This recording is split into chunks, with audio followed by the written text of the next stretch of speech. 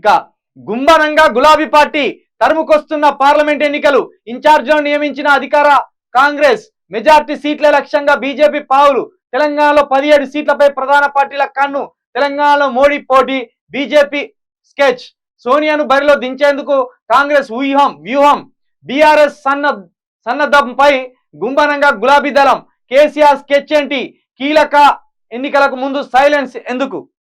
అరే నాయన మీకు దండం పెడతానారు నాయన. కేంద్రం నుండి మనకు రావాల్సిన నిధులు కావచ్చు, మనకు రావాల్సిన సకలం ఏమైతే ఉంటాయో కేంద్ర ప్రభుత్వం నుండి అవి రావాలంటే ఇప్పటికైనా మరొకసారి ఇక కాంగ్రెస్ అంటే గెలిపించిండ్రు న్యాయమే, కానీ జర్ర ఈ 17 సీట్లల్లా కనీసం 7-8 సీట్లు బీఆర్ఎస్ని గెలిపిర్రు. మళ్ళా చెప్తాను నేను, ఎందుకంటే ఒకవేళ మోడీ మళ్ళా ఆడ వచ్చిండే అనుకో ఇక మన గుండు సున్నా అవుతుంది. రేవంత్ రెడ్డి మోడీ దగ్గర నుంచి వెళ్ళి ఇప్పించలేడు. ఒకవేళ అదృష్టం ఉండి కాంగ్రెస్ ప్రభుత్వమే వచ్చింది అనుకో అక్కడ పైన రాహుల్ గాంధీ కొంత నయమే.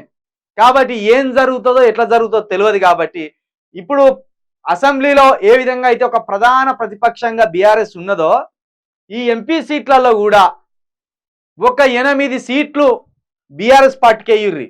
మన తెలంగాణకు రావాల్సిన వాటిని సాధించడంలో బీఆర్ఎస్ పార్టీ తప్పకుండా కొట్లాడుతుంది. ఇన్ని రోజులు జరిగిన తప్పులను క్షమించుర్రి.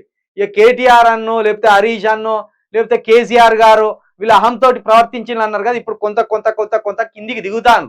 ఒకవేళ దిగకపోతే వాళ్ళ పాపన వాళ్ళ పార్టీ నాశనం అవుతుంది. కాబట్టి తెలంగాణ బలంగా ఉండాలన్నా దేశవ్యాప్తంగా తెలంగాణకు ఇంతకు ముందు ఉన్న పేరు ఉండాలంటే తప్పకుండా తెలంగాణలో తెలంగాణ అంటే పడి సచ్చే యువకులు ఎవరైతే ఉన్నారో జర మీరంతా మనమంతా కలిసి గట్టిగా నిలబడదాం. అదే విధంగా గులాబీ పార్టీకి ఈ పార్లమెంట్ ఎన్నికలలో మంచి సీట్లు ఇచ్చి తెలంగాణ కోసం కొట్లాడే అవకాశాన్ని పార్లమెంట్లో వాళ్ళకి కల్పించాలని మరొక్కసారి కోరుతాను.